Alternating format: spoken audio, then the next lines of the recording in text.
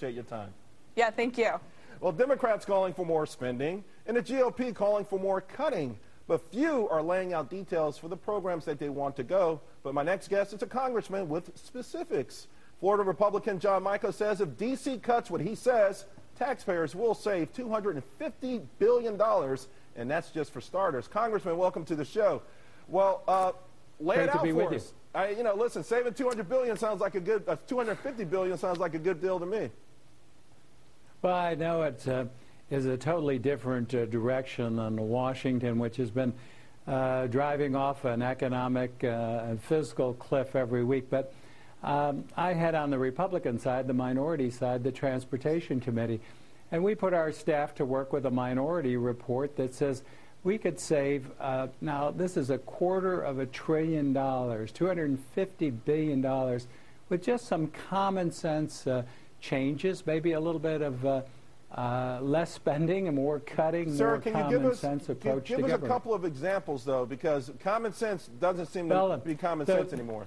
We deal, it's nice to talk rhetoric, but we detail, and we call this sitting on our assets, the federal government's misuse of tax-down assets. We take things like public building. For example, in Miami, we have for 3 years sitting vacant a federal building with over 100,000 square feet, just sitting vacant. We have in Washington, D.C., another federal building that's been sitting for more than 8 years vacant in the heart of the nation's capital. But Representative Mica, what are you saying about this? Because if you look at stimulus, I mean, they did a lot of work with these vacant buildings. They put in glass windows and a lot of things to these buildings. In Oregon, they're retrofitting a building at $375 a square foot. They're greening it. They could build a new building and get better energy efficiency out of it. But what do you want to do with these buildings that we own? Do you want to sell them? You want to rent them? You want to lease them?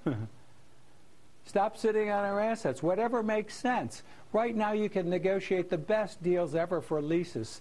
Renegotiate leases. Let's not be putting things up for sale at a discount. The federal government is selling low and buying high.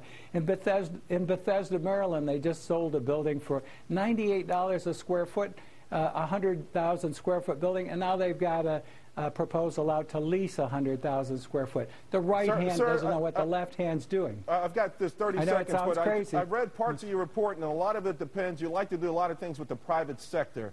Just 30 seconds. Do you think the private sector trusts this government enough to get in bed with it, yes or no? Well, the government doesn't trust the private sector, and that's the problem we've got. We've got too many people who've never been in business or held a private sector job, both in the administration and in Congress. Representative Mica, thanks a lot. Really appreciate it, and that's a very good report you put out. Thank you.